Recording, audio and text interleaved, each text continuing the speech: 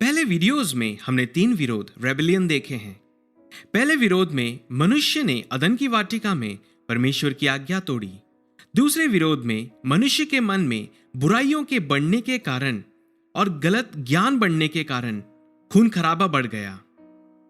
तीसरे विरोध में परमेश्वर ने परमेश्वर के पुत्रों को देश बांट दिए और मनुष्य परमेश्वर को छोड़कर परमेश्वर के पुत्रों की आराधना और उनकी पूजा करने लगा। हेलो एवरीवन, मैं आशा करता हूं आप सब लोग बहुत अच्छे होंगे।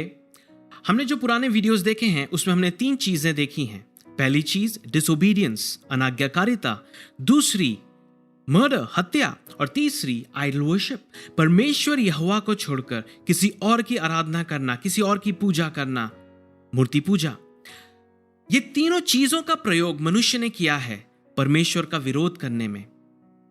पर अगर आपको ध्यान होगा, जो हमने पहला वीडियो बनाया था, ये जो सीरीज हम कर रहे हैं उसका शीर्षक है गॉड्स काउंसिल, परमेश्वर की सभा।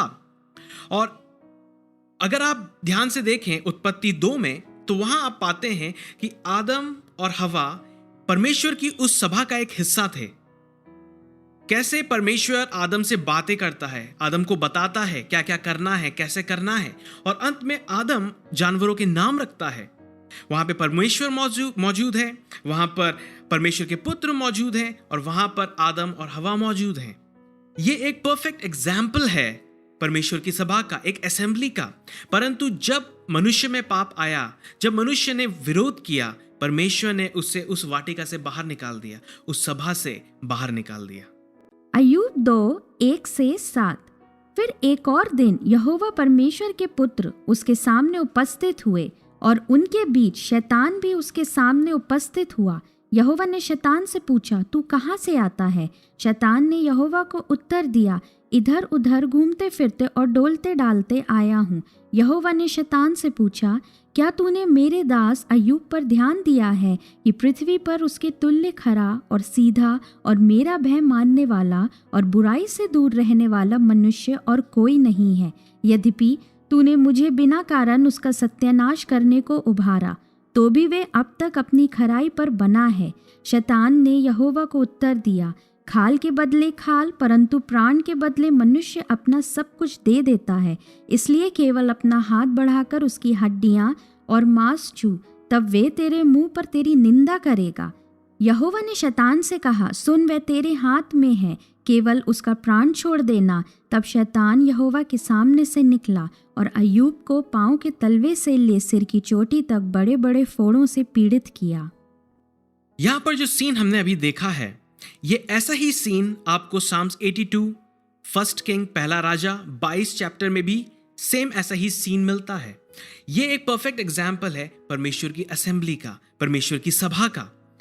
परमेश्वर मनुष्य के साथ में भी ऐसी ही सभा हर समय चाहता था कि मनुष्य इस सभा का भाग रहे और देश को चलाए, दुनिया को चलाए, धरती को चलाए। परंतु ऐसा नहीं हुआ, और इसीलिए जब परमेश्वर ने देशों को बांटा, जैसे हमने पिछले वीडियो में देखा था, परमेश्वर ने अब्राहम के द्वारा एक जाति, एक देश को अपने लिए रखा ताकि उसमें अपनी सभा लगा सके। अगर आप मूसा को देखते हैं माउंट सिनाई पे, सिनाई पर्वत पर, वहां पर आप पाते हैं कि परमेश्वर अपने नियम, अपने कानून मूसा को बताते हैं। वहां पर कौन कौन मौजूद है? वहां पे परमेश्वर मौजूद है, वहां पे स्वर्गदूत मौजूद है, और वहां पर मूसा मौजूद है। तीनों जन एक सभा है। अगर आप पढ़ते हैं परमेश्वर के मंदिर के बारे में, तो वहां आप पाते हैं पवित्र, अति पवित्र स्थान। वहां पे कौन कौन मौजूद रहता है? हम पढ़ते हैं कि जो आर्क ऑफ द कवनेंट है, वो परमेश्वर का थ्रोन है, परमेश्वर वहां रहता है। वहां पर 2 करूब हैं, और वहां पर महायाजक अंदर जाता है। 3 जन, परमेश्वर, परमेश्वर के पुत्र जो करूब, और महायाजक, एक सभा। पर मनुष्य बार बार पाप करता है। कैसा पाप? मनुष्य परमेश्वर यहोवा को छोड़कर किसी और की आराधना करने लगता है, किसी और की उपासना करने लगता है, और इस सभा से दूर हो जाता है, क्योंकि सभा में पाप नहीं रह सकता, पाप बाहर जाता है। और इसी कारण परमेश्वर ने मनुष्य के लिए एक परफेक्ट, एक अनोखा, एक यूनिक पुत्र बचाकर रखा था कि समय आने पर उस पुत्र को भेजे, और उस पुत्र के द्वारा खाली एक देश या एक जाति नहीं, परंतु पूरा विश्व, सारे देशों के सारे मनुष्य उसके नाम से बचाए जा सकें और इस सभा में सहभागी हो सकें। तो एक प्रश्न ये उठता है कि क्या परमेश्वर को सभा की आवश्यकता है? क्या परमेश्वर सारे काम खुद नहीं कर सकता? हम देखते हैं परमेश्वर की सभा तो है और परमेश्वर के पुत्र भी काम करते हैं और मनुष्य भी काम करता है, पर परमेश्वर सर्वशक्तिमान है, सर्वव्यापी है, सर्वज्ञानी है, उसको आवश्यकता नहीं, पर फिर भी वो सभा है, फिर भी वो मनुष्य से चाहता है कि मनुष्य काम करें। क्यों? क्योंकि वो उसे ये अच्छा लगता है, उसे एक परिवार चाहिए, उसे अच्छा लगता है जब उसके साथ हम सहभागी होते हैं। अगर हम किसी यहूदी से पूछें कि मसाया के आने का क्या चिन्ह है, तो वो कुछ चिन्हों के बारे में आपको बताएंगे। वैसे ही हम बाइबल में भी पढ़ते हैं पुराने नियम में कि बहुत सारे ऐसे चिन्ह हैं, तो हम ऐसे 3 चिन्ह देखेंगे जो कि मसाया के आने के बारे में हैं। अय्यूब 31:15 जिसने मुझे गर्भ में बनाया, क्या वही उसका भी बनाने वाला नहीं? क्या एक ही ने हम दोनों की सूरत गर्भ में ना रची थी? भजन संहिता 139:13 मेरे मन का स्वामी तो तू है, तूने मुझे माता के गर्भ में रचा। पहला चिन्ह जो था वो था वर्जिन बर्थ, एक कुंवारी से जन्मा। जैसे हम जानते हैं मनुष्य के लिए इम्पॉसिबल है, हो ही नहीं सकता कि एक वर्जिन बच्चा जने, परंतु जिस तरह परमेश्वर ने आदम को रचा, आदम को भी रचना इम्पॉसिबल है। आज हम किसी भी मिट्टी को लेके हम उसमें सांस फूंक कर उसको जिंदा नहीं कर सकते, परंतु आदम को परमेश्वर ने मिट्टी से बनाया, उसमें अपनी सांस फूंकी और आदम जिंदा हो गया। और उसी तरीके से यीशु मसीह का भी जन्म हुआ। पहला पत्रस 3:20 और 21 जिन्होंने उस बीते समय में आज्ञा ना मानी जब परमेश्वर नूह के दिनों में धीरज धरकर ठहरा रहा और वे जहाज बन रहा था जिसमें बैठकर थोड़े लोग अर्थात 8 प्राणी पानी के द्वारा बच गए। उसी पानी का दृष्टांत भी अर्थात बपतिस्मा यीशु मसीह के जी उठने के द्वारा अब तुम्हें बचाता है। इससे शरीर के मैल को दूर करने का अर्थ नहीं, परंतु शुद्ध विवेक से परमेश्वर के वश में हो जाने का अर्थ है। दूसरा चिन्ह जो है फ्लड अपॉन द अर्थ, पानी से धरती का बपतिस्मा। यीशु मसीह अपनी सेवकाई से पहले पानी का बपतिस्मा लिए। तीसरा जो साइन है वो है साइन ऑफ बैप्टिज्म, बपतिस्मे का चिन्ह। जैसे यीशु मसीह पानी से बाहर आए बपतिस्मा के बाद, स्वर्ग से परमेश्वर ने ऐलान किया, ये मेरा प्रिय पुत्र है जिससे मैं अत्यंत प्रसन्न हूं। परंतु जैसे हमने पहले वीडियोस में देखा है, परमेश्वर के पुत्र कई बार धरती पर आए, पर किसी के लिए परमेश्वर ने इन शब्दों का प्रयोग नहीं किया। परंतु अगर हम साम्स 82 पढ़ते हैं तो वहां हम क्या पाते हैं? परमेश्वर खुश नहीं है, परमेश्वर नाराज है। पर यहाँ पर एक ऐसा अनोखा पुत्र है जिसके लिए परमेश्वर कह रहा है कि मैं इससे अत्यंत प्रसन्न हूं।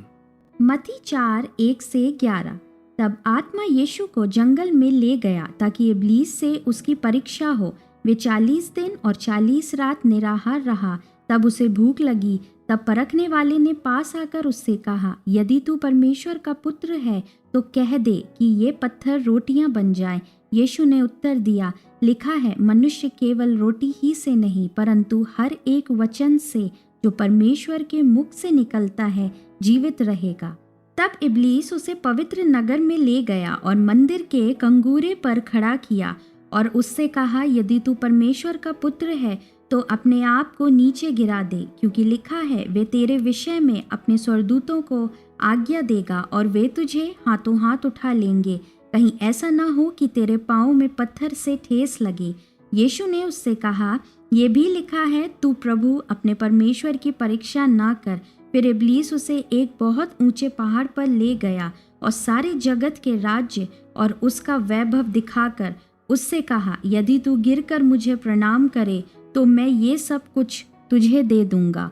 तब यीशु ने उससे कहा, हे शैतान, दूर हो जा, क्योंकि लिखा है, तू प्रभु अपने परमेश्वर को प्रणाम कर और केवल उसी की उपासना कर। तब शैतान उसके पास से चला गया और देखो, स्वर्गदूत आकर उसकी सेवा करने लगे। यहाँ पर हम देखते हैं शैतान यीशु मसीह को 3 चीजों में परीक्षा लेता है।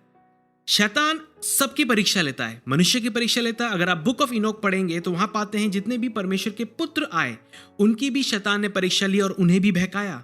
यहां पर शैतान भी यीशु मसीह को बहकाना चाहता है। पहला खाने, दूसरा मर्डर, हत्या, और तीसरा आइडल वर्शिप। कैसे?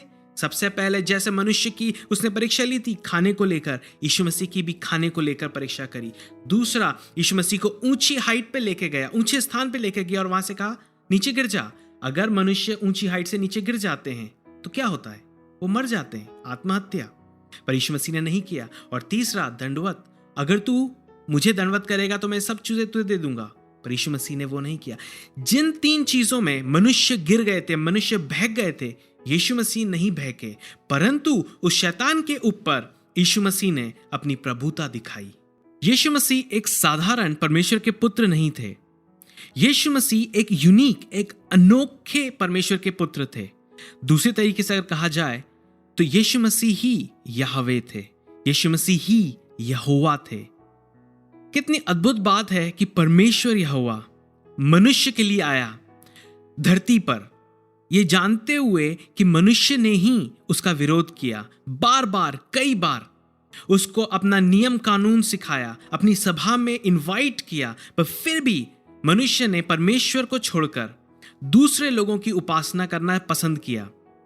ये जानते हुए कि जिस देश को परमेश्वर ने चुना, जिस जाति को परमेश्वर ने चुना, वही जाति, वही देश जो उसकी निज प्रजा है, वही उसे क्रूस पर चढ़ा देंगे, वही उसे मार डालेंगे। पर वो इसलिए आए कि ताकि एक जाति या एक देश नहीं, पर उनके कारण सारी धरती के सारे मनुष्य बचाए जा सकें। वो इसलिए आए ताकि मनुष्य नाश ना परंतु अनंत जीवन पाए। मैं आशा करता हूं इस वीडियो से आपको आशीष मिली होगी। जो हमारा अगला वीडियो होगा उसमें हम देखेंगे कैसे यीशु मसीह, जो पहले परमेश्वर के पुत्र आए थे, उनके ऊपर अपनी प्रभुता दिखाते हैं और कैसे वो अपने चेलों को परमेश्वर की सभा में लेकर आते हैं। ये वीडियो देखने के लिए बहुत बहुत धन्यवाद।